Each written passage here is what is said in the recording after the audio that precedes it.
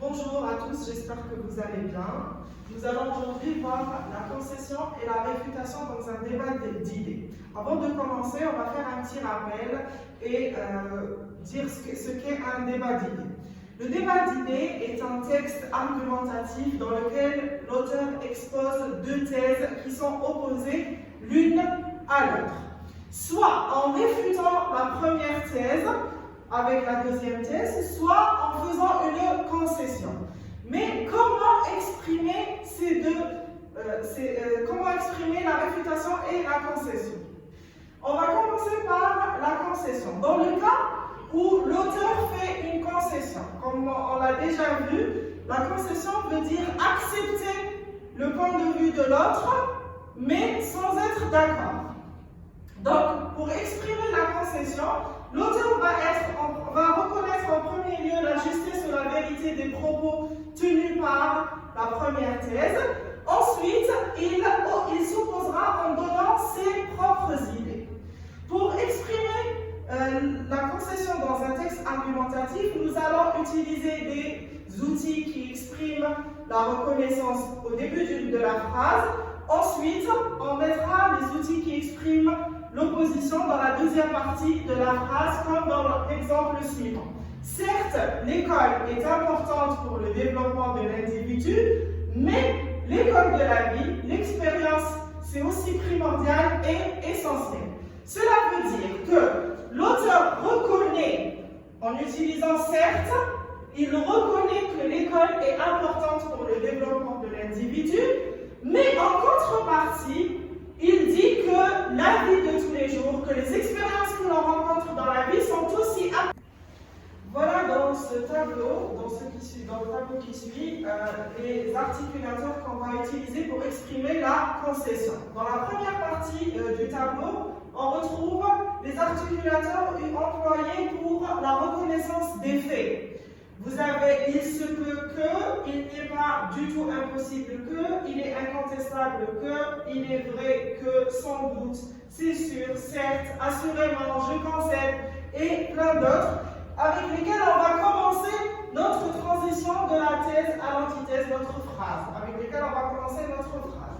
Dans la deuxième partie du tableau, vous avez les articulateurs que vous connaissez déjà qui expriment l'opposition, mais cependant, néanmoins, or, en revanche, toutefois, il en reste pas moins vrai que, et vous avez pour autant avec une phrase négative.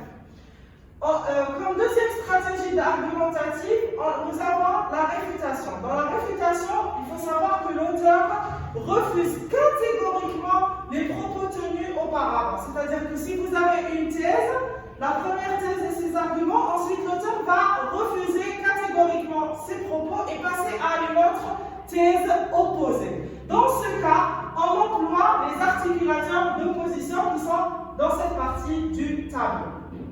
Nous allons tout de suite faire un petit exercice pour voir comment exprimer l'opposition, comment exprimer la réfutation. Ce livre est très long, il se lit très vite. Nous allons réécrire ces deux phrases de façon à exprimer la concession. Je vais dire, je concède, pour exprimer la reconnaissance des faits, je concède que ce livre est long.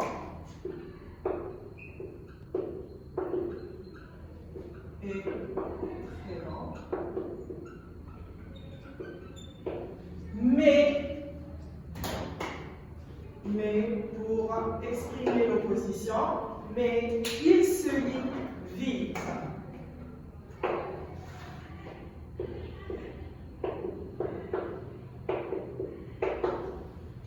Deuxième phrase. Le clonage est une avancée scientifique, point. Il est contraire à l'éthique. Je vais dire, il est incontestable que le clonage est une avancée. Il est incontestable, c'est-à-dire qu'on ne peut pas contester cela. Il est incontestable que le clonage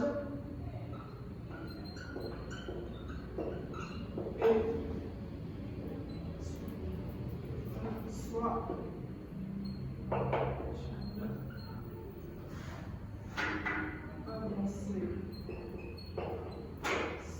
scientifique. Néanmoins, pour exprimer l'opposition, je vais utiliser néanmoins. Néanmoins, il est contraire à l'éthique. Elle sait qu'il est défendu d'entrer, elle entre. Alors, ici, je vais dire, elle sait, ou bien, elle sait sans doute,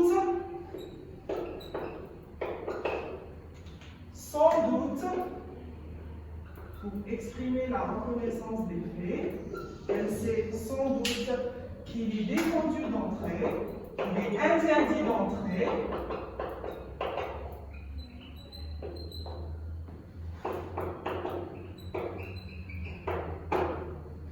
Et pour exprimer l'opposition, je vais dire pourtant, elle entre.